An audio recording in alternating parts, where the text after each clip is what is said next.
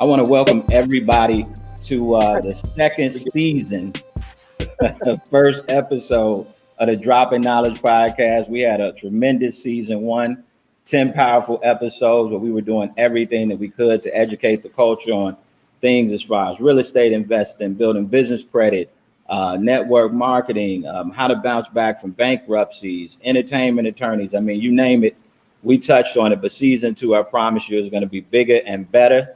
I wanted to kick this off with a special guest, my man, comedian, actor, LIL REL HOWERY from the west side of Chicago. What's up, good brother? What up? What up? Can you hear me? Yeah, I can hear you. I can hear you. So man, Rel, we go back, so it's only best that we go back. So we got about 45 minutes we're gonna spend. But like I mentioned, what I want to talk about is really, man, since I've met you, brother, you had a kind of a singular dream. And it's so crazy to see you living out that dream and really watching the steps and watching your journey. And I learned a lot, man. I learned a lot from you in terms of how to chase a dream. And so that's what I hope to kind of share with the audience today, so they can get a better feel for how you manifested this. And so let's go back, man. So obviously you're a comedian, you're an actor. Can you recall when you first had that dream or when you first really wanted to make it big in that particular industry? Well, in the beginning, it's never about making it big on a thing. I think it's just doing it. You know what I'm saying? Right. It's so funny. I just talked to my homegirl about this a minute ago. I was thinking about it was a counselor at Crane High School, Mr. Burns, who just thought I was the funniest dude in the world. Like, he had worked in a program that it wasn't attached to the school, but they let them come to the school. But I would come to his office and he'd just be dying laughing what I was saying. So he was the first person I told that I wanted to do comedy for real. And he was trying to help navigate and find a way for me to find a club to go to. I was only like 17, 18 at the time. So, but that's when I knew I wanted to do it. Like like he was really my inspiration, which is kind of crazy. We like kind of talked again maybe a few years ago on Facebook.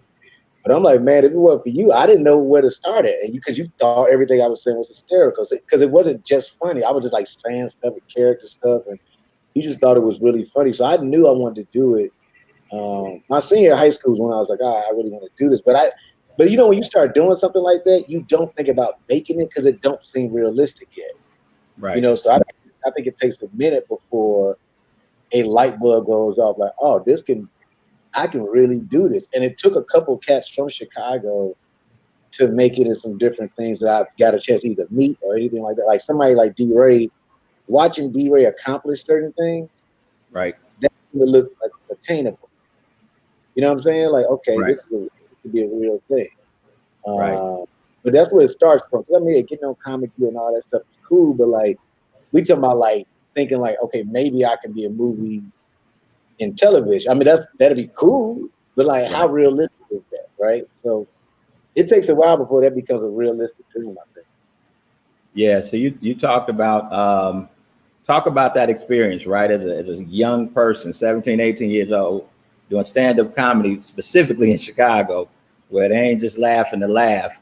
Like, talk about those first experiences of hitting the stage and what that was like for you. And did that shake your confidence or did it kind of deter your dream at all?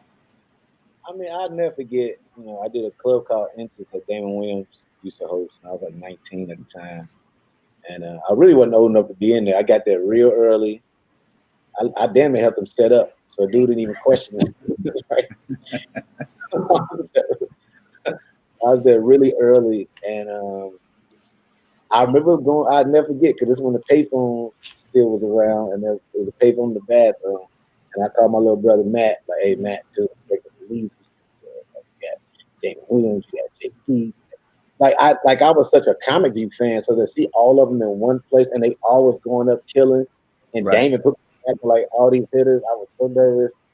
I went up there, look, man, I was trying my best. I went up there and did one of Damon's jokes that I didn't even know. Like, you watch comedy so long and so much, I didn't even know I took somebody else's bit.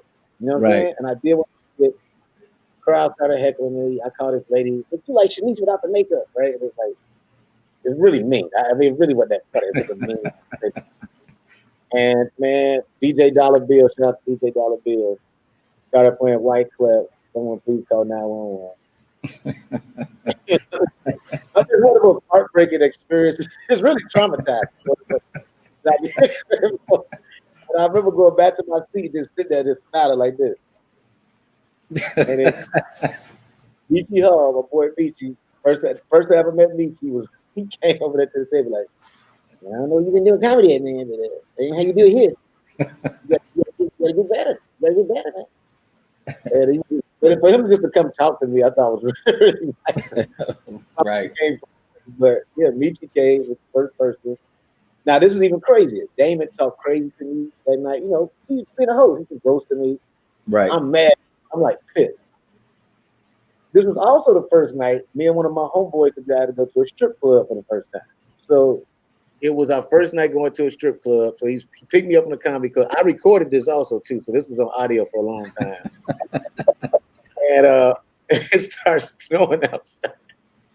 And Damon felt bad for me because I was standing out there with my stuff. Waiting on my boy. Damon was like, hey man, come on, get in the car. I was like, I don't want to get in the car. Like I was still like mad because he had roasted me. Right. I'm good. So, yeah, come on, bro, get in the car. It's cold outside. I'll wait for you till your friend comes. And he waited, and, you know, and I feel like he was forced to give me advice, like, hey, you know.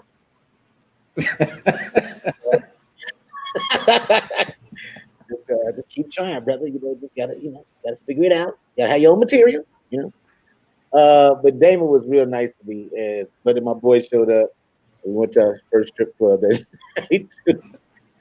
But you know but it was funny. But I came back the next week though, so I remember listening to the audio. My brother Matt, like, dude, you want to go back to this?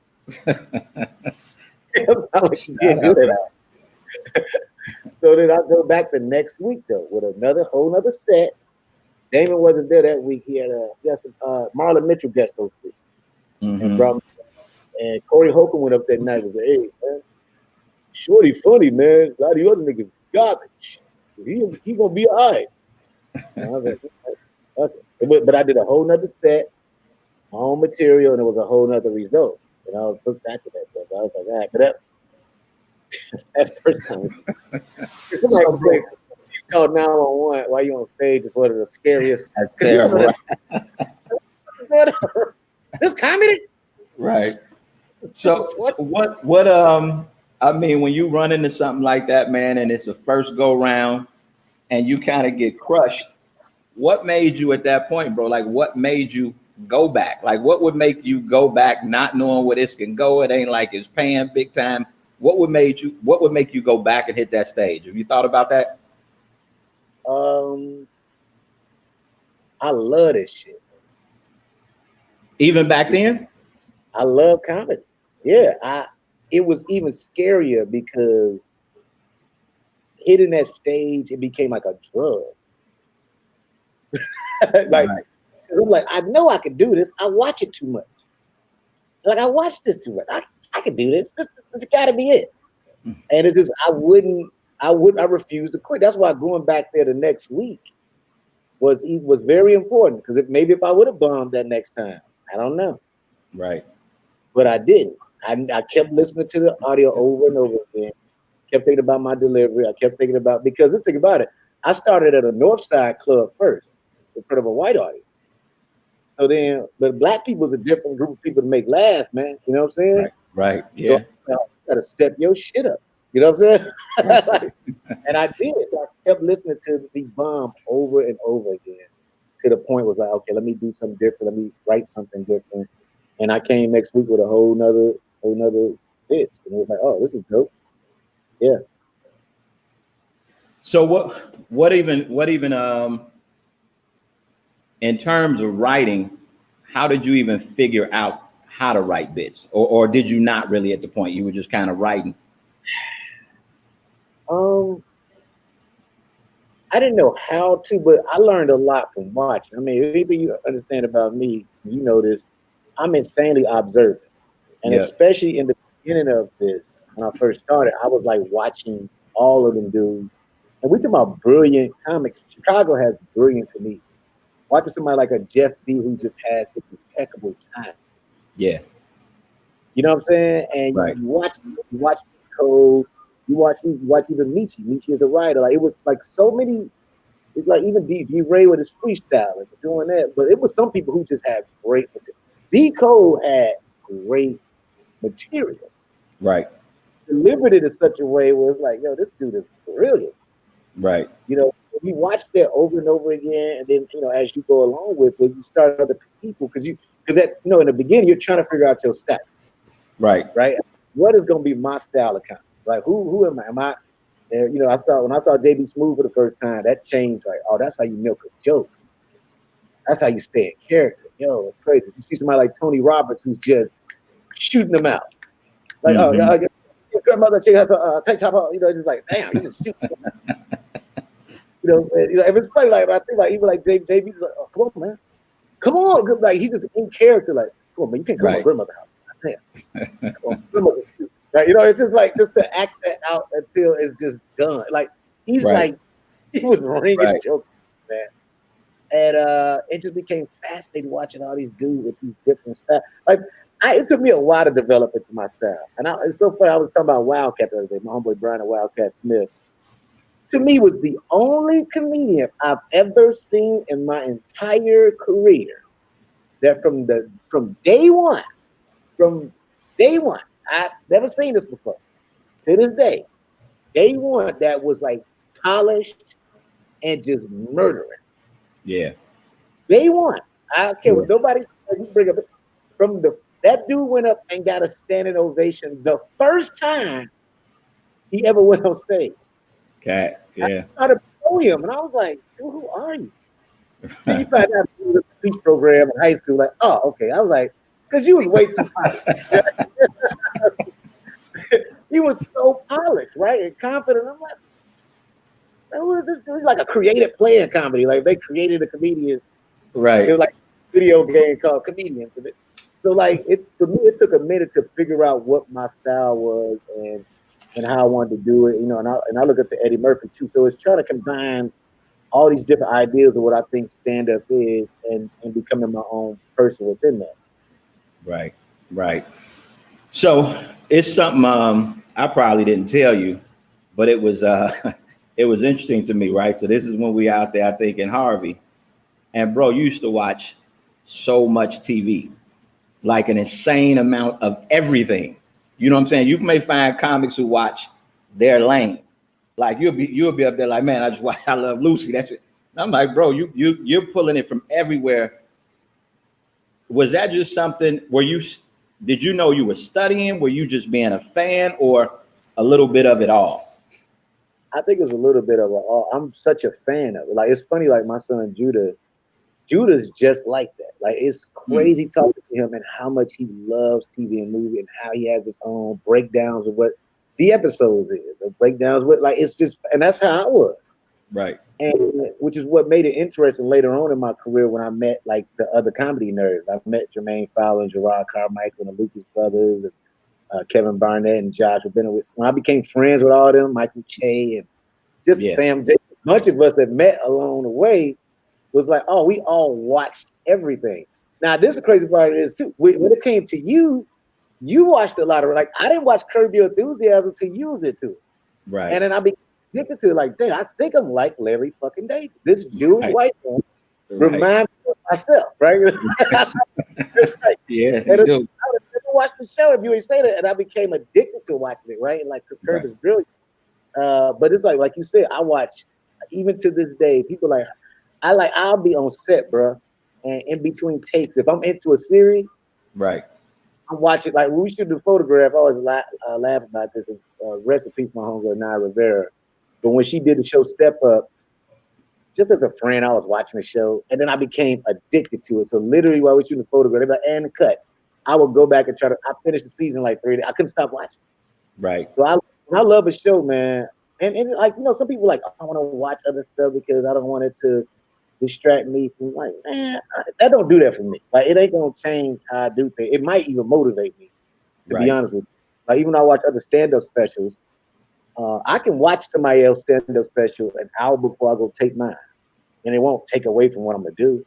It gets me hyped. It's like game film. You know what I'm saying? Right. Right. So talk a little bit about, obviously I'm still in Chicago. You're born and raised west side of Chicago. Obviously we got a lot going on with the young folks.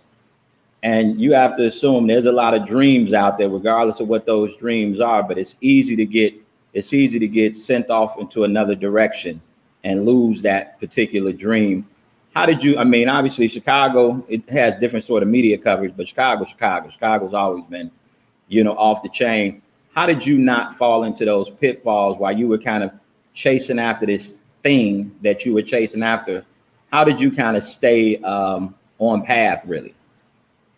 You know what's interesting, and most comedians maybe attest to, black comedians in Chicago, they're some hood niggas. Like, you know what I mean? Like, so any one of them could be doing other things too. Right. Comedy is a distraction for a lot of us.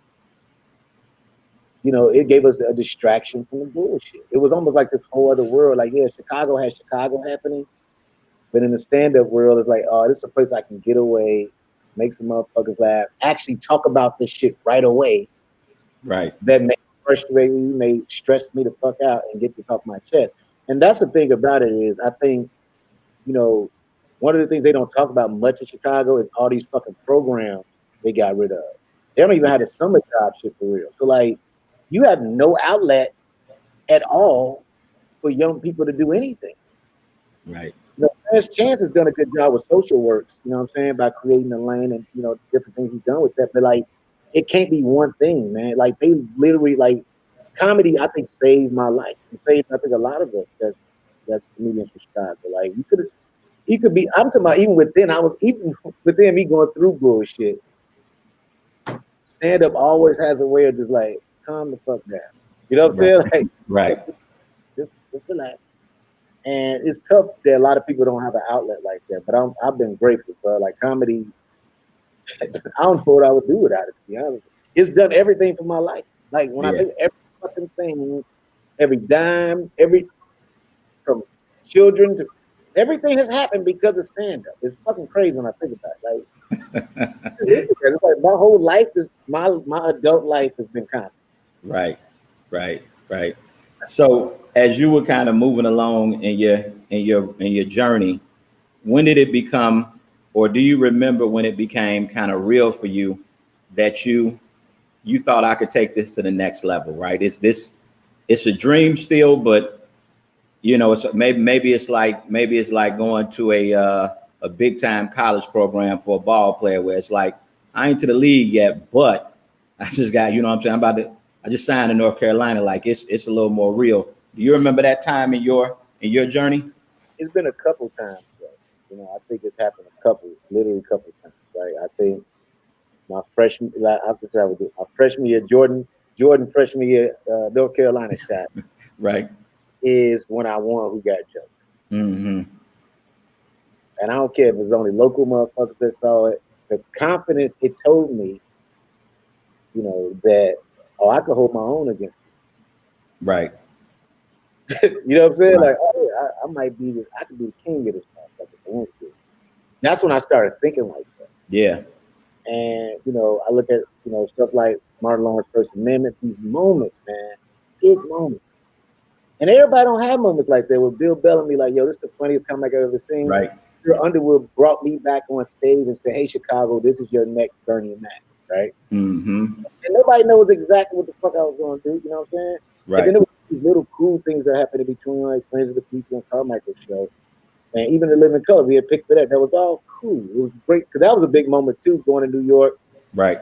Let me tell you what that New York win for me was. It was to make up for that fucking foul they called on Horace Grant.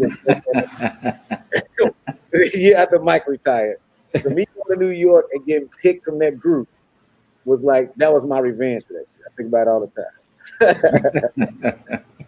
But Get Out, though, when I'll never forget going to the premiere, right? I'm off the red carpet. Nobody, they interviewing me, but it's like, okay, whatever, because I haven't been I'm not the biggest part of the promo. They probably thought I was a little throwaway in there. Right. Even the way Universal at the time was treating me, it was like, oh, okay, we don't have the time to do it. And my publicist talk about this all the time. I'm like, oh, okay. When I tell you, When they let out that theater, this fucking theater was packed full of people. I get in the lobby and I get bum rushed. Motherfuckers going crazy in there when I pull up, right? At the end of it. Man, because think about this, Knowledge, and this, even just talking about it now gives me goosebumps because I don't care how many movies a lot of motherfuckers did, that's a moment right in history. right That's part of. Like literally, everybody thought this nigga was done. and you show up with the last, so not even just pick him up. I got the last line in this classic fucking movie. right Come on, fam. yeah You write it better than that. And Jordan let me kind of do me, right? I didn't have to be a silly motherfucker. It was just me just talking. yeah But when I got in that lobby, fam, and I got literally mobbed by all these fucking people. And I'm getting in the car, Michelle, my publicist, a couple other people, Avi, and I'm just like, nigga, I don't know what the fuck is but I felt like, oh, I can actually be a star in that shit. I don't know what I thought before. I thought I was cool.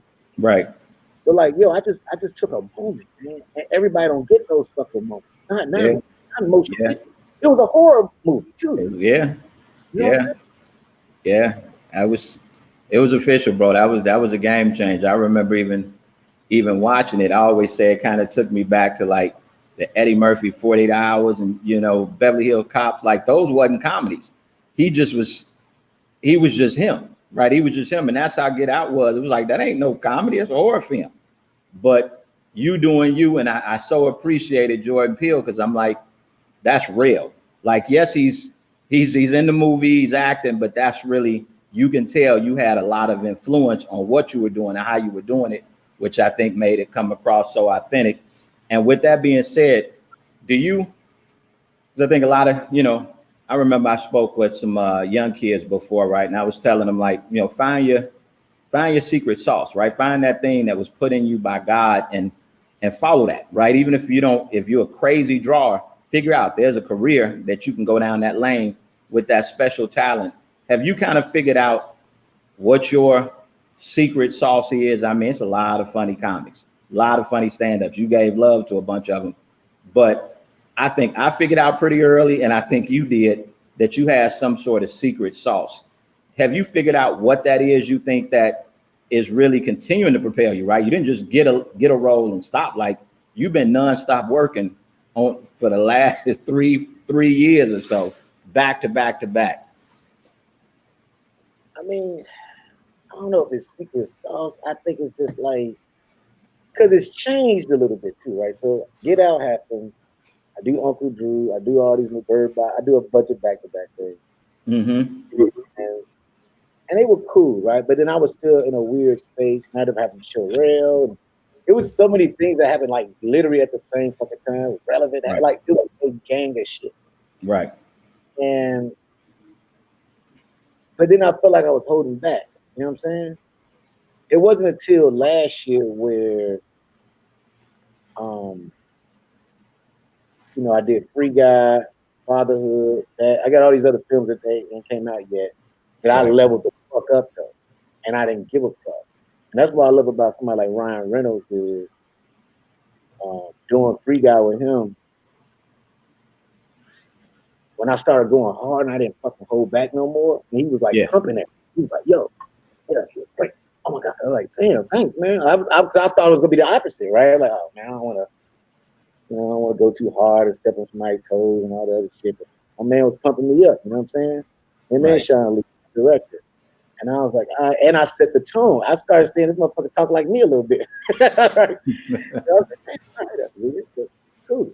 But but that's what that's the type of impact, right? And I had to understand the moments of what I was doing. That's why, like, even with going through quarantine, look, two things was gonna happen. If this pandemic didn't happen, it's gonna be back-to-back movies.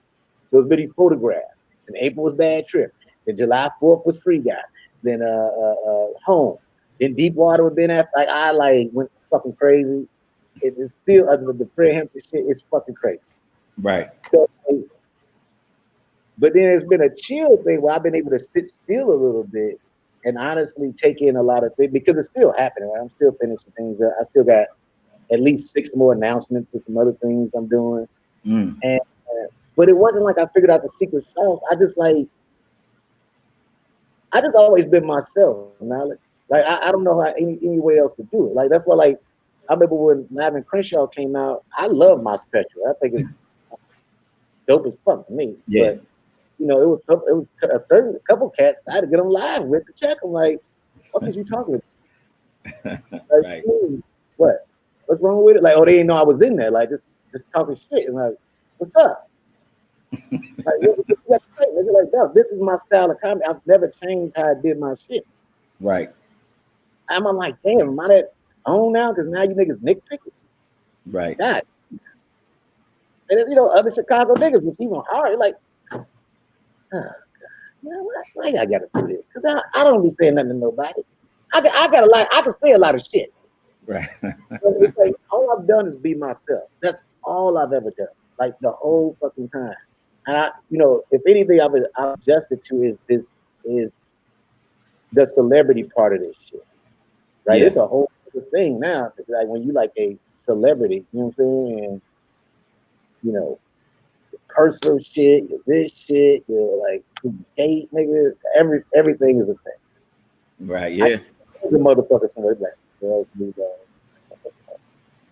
it's like it's so weird, but it's such an adjustment, but it's something I can handle. Bernie Mac to me is the blueprint for how to be great in this shit. He's to me the one of the most underrated comedians and actors of all time.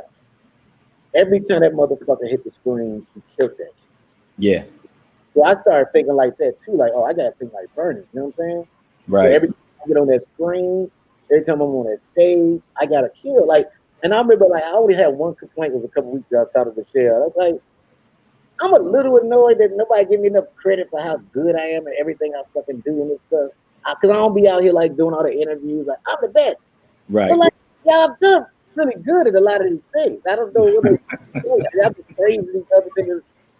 And I'm like, I know I've done way more to this stuff. Like Yeah. I'm always on television.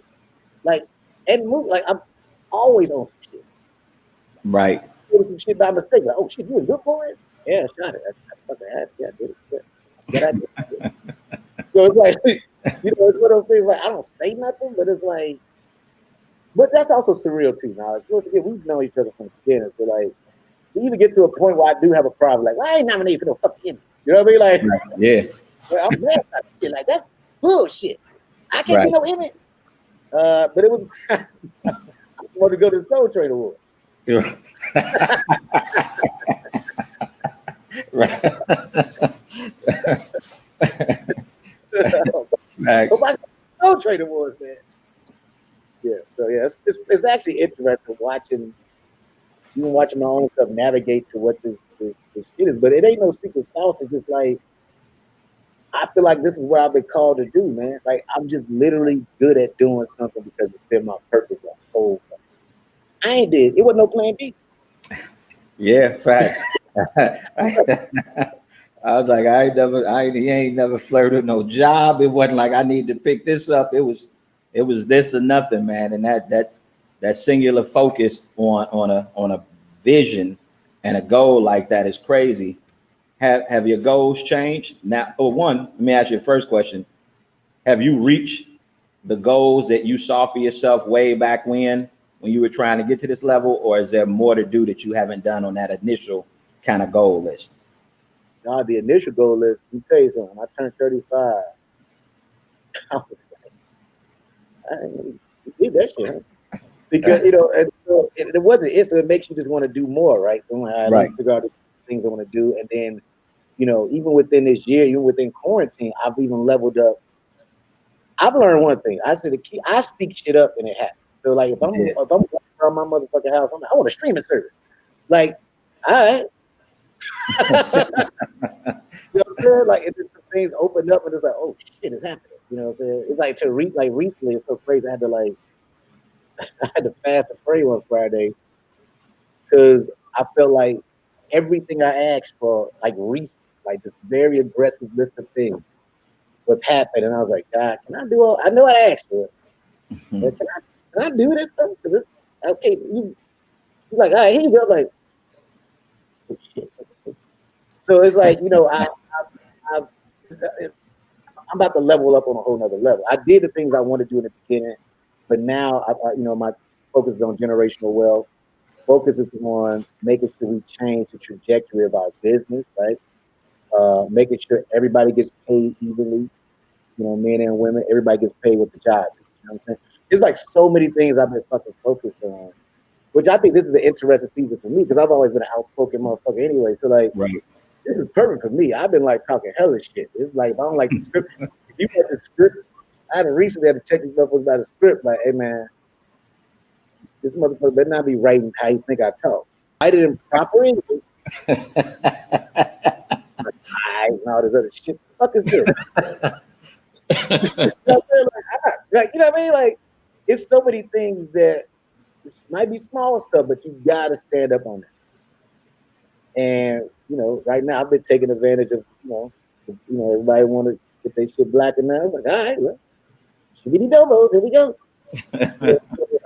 I think it's like bossing up too, and it's like, right. You know, I've changed who I looked up to. Like one of the new people I fucking admire is George Lucas. Like, oh yeah, I want some of this George Lucas shit. Eddie, my man. But now it's like I can do that. I want George Lucas. Like he is like what him and Steven Spielberg and all those guys did. I watched Steven Spielberg documentary, just the beginning all the time. I don't even need to see the latest shit. Just that beginning, right? It's fucking fascinating. And like all the entities they own. Yeah.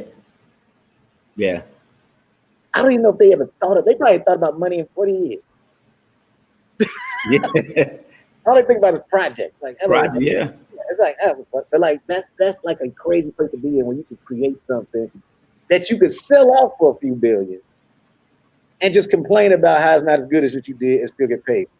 That's facts. That's facts. Well, anyway, they give me 10 billion. I just think that's brilliant, and I think it's way that stuff is attainable. You know what I'm saying? Like people going to Tyler Perry Studios and just standing there, like, oh, I gotta have one of these. Like it's just okay. I don't know how it's gonna happen, but fuck this. He can't be the only nigga with this. Like I want this. Right. I want what I can do with that. Right. You know, so it's just all these different things I've been like playing with. Cause I ain't gonna be in front of the camera. I don't want to. Yeah. At some point, Judah, he's a superstar. I've got him managing all types of shit now. So like, somebody gonna do their thing, do your thing. But I like this. I've been very fascinated by it being a studio exec, owner of a studio, president of that place. I'm gonna pull some crazy shit that everybody probably thought about doing, but I want to run a network 1 year. I just want to do it for 1 year, clean their shit up. I want to be like the World Wide West. Clean up everybody fucking networks, stations and shit, and then leave them. Like, all right, well, you good now. You there, bro. Even though that's kind of really, I mean, bro, that's been your lane. You know, you've been on stage, etc. But you've always had that's always been in you. You know what I'm saying? Like on the boss side. You know what I'm saying? I mean, that's going back to earlier days. You know, while cats doing their comedy shows, you're putting together your comedy shows. You know what I'm saying? Like that's always been something that I can see you walking into that, especially as you get into the space to do so. Talk about like some of, as cats are coming up, you're dreaming, so forth. You need oftentimes you need mentors, right? You need people that either gotten there before. You just need people pouring into you. Kind of talk about maybe some of your mentors as you were kind of coming up that kind of guided you a bit, whether it be comedy or just life or anything that has been influential on where you've gotten to in your career. I mean, well, you one of them, you know what I'm saying? I've learned a lot about business and reacting to shit. You know what I'm saying? Like, I think I learned the most from you is that everything doesn't need a big reaction, right? You know what I'm saying? Sometimes it's good to sit down, sit in it a little bit. Like, all right, let me think about this shit. And right. I mean, Mary Lindsay from Jokes and Notes, who, second mama, giving me that platform, that club, where it was my United Center. You know what I'm saying? Some of that motherfucker to get it and get it in. And whenever I need to work out or whenever I need, that place developed my confidence. I look at, Wildcat Michi, giving my man down food, just having that brotherhood. Like we may not get enough credit for it, but for a generation of comics that came up under us, we helped develop a lot of motherfuckers. Facts.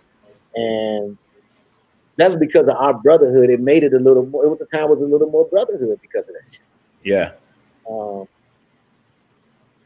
That was a big. That's big. I look at like D-Ray is a big part. I always get D-Ray's love, man. But that's how I learned how to fucking promote. You know what I'm saying? Yeah. Just the way he hustled in it, Beyond Code, fucking B Code. And it's so crazy because you're gonna need all these different people to pour into you and talk. Sure. Yep. I look at JB Smooth. It's so many funny moments with this dude but it was just random advice. I remember one day the bus would stop running. He let me like just crash his hotel room with him. And he was just talking because he was working on SNL at the time. So, man, I gotta figure it out.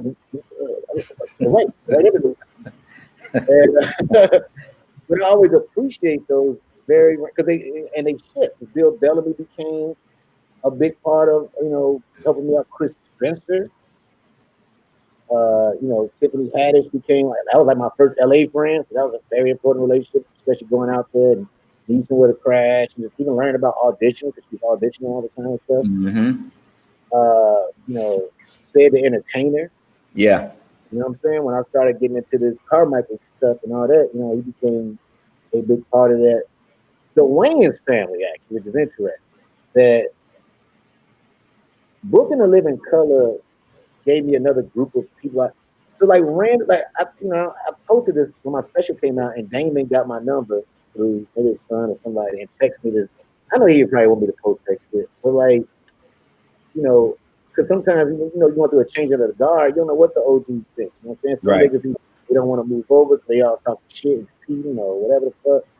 That man hit me. He's a legend. Yeah. It was like, you see, we love what you're doing. It was like thank you. Shit, because I didn't know what the fuck. Oh, man. You know, I thought I did. That to me reminded me of what you guys were doing, but Right. And Wayne's family, Marlon, Sean. It's so weird. I've gotten great advice from all of them at different times. Keenan, I still reach out to Keenan every once in a while, just to, say what's up to him. He has some dope shit to say. But that I've been when I think about this is kind of crazy. It blows my mind. Robert Townsend is somebody I talk to a lot now. All these people in my crazy ass brain. Yeah. That I never thought I would meet for real. I've had very real conversations, and they've been a huge part of helping me navigate through it. You know what I'm saying? My man Kevin Hart, you know what I'm saying? Bianca, all them. Yeah. Yeah. And it's like you take all that advice, you take all this shit. And if anything that's gonna make me unique, probably out of most cats, I was able to take in all this different shit and create my own version of what I think. Even like becoming friends with Bernie's daughter, Janice, that became a key part. Mm-hmm. Some of the things her dad went through, you know what I'm saying? So like you just take it all this. It's just even now it's constant. I get constant information, and as I'm leveling up, that shit is like. I was telling somebody the other day, like, oh, it's a whole other rich nigga conversation. I was like, oh shit, what the? Like, I had to get off the phone one day with somebody like, what secret was that?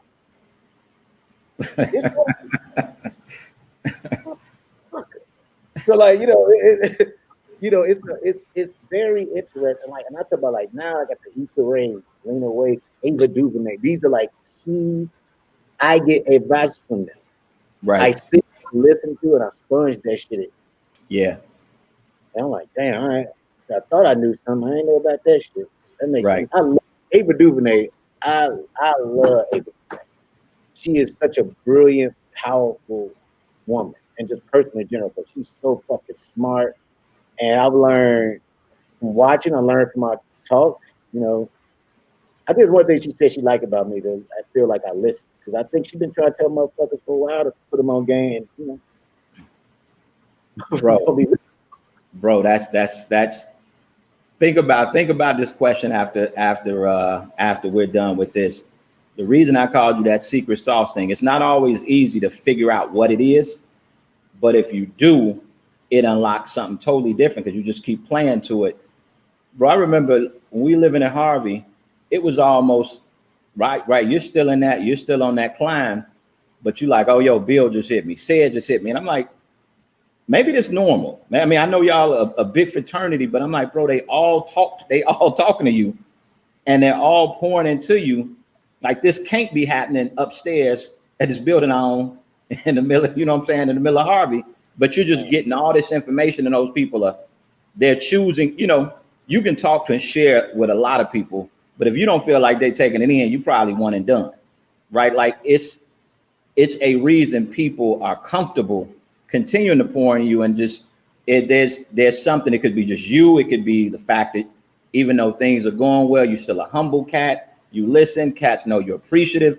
Like there's something there, because everybody doesn't get poured into that way. Probably even people who do well, they just don't have maybe that energy, man. So whether it's energy or what have you, it's something I've always recognized in you, and you've been able to take that and continue to level up. And as you're talking about, even with all of the success, you're still getting it from people, which is dope. This is the thing about it, that I've always like, and this is why it's important with your team. And I give this advice all the time. It's good to let them know, like, hey man, thank you, man. Like you helping my dreams come true. Like that's a real thing. Like when I'm on the phone with my lawyers and my agent and Ivy and everybody, we all know together, publicists, and I'm just like, hey, thank y'all. Cause you're literally helping my dreams come true. Whatever ideal I've had, whatever I'm pitching y'all, we're like making this shit happen. And I think that's what's fascinating about, I always tell the story between with me and you before I went to Ivy. And I'm like, well, shit, Knowledge made that decision for me, kind of, because I'm a loyal motherfucker. I was like, nigga, if you want me to go, nigga, I ain't going nowhere. Right. So to be like, well, no, real, this is some leveling up shit. You know what I'm saying? Yeah. And, but that's why I think I've always drawn really good people. That's why I don't necessarily don't fire and all that shit. I fuck with you. At this point, my team is pretty tight. You know what I'm saying? For my business manager I got because of Issa. Yeah. You know what I'm saying? Which is another thing. I think pouring into each other, and that's what I had to realize recently, man. I'm a big part of this shit. Like I'm a fucking player. You know what I'm saying? Like I'm a player. This ain't like I'm really in these rooms. I have a say in stuff. So and because of that, I want to make sure that what people poured into me, that I'm doing the same thing. So through this hiring process, to everybody, I try to get everybody I could think of on Real. Like, and I was handpicking motherfuckers. You know what I'm saying? The way we shot that special, to everybody we had work a part of that shit. Like it is something beautiful about just grabbing different people. All the projects I'm working on is just with the homies. I just split all this shit up. Right. You know what I'm saying? Which is like, I look at guys like Dave Pelham too. Like, I'm proud of so like T Murphy, all those guys rising and shit. And I'm not fucking surprised. I ain't surprised. Right. Because they actually listen. That's another thing. I'm giving out some good ass advice. Everybody's listening to me. The ones that have though, right, motherfuckers out here getting it. Yeah. And they ain't going nowhere. It's real.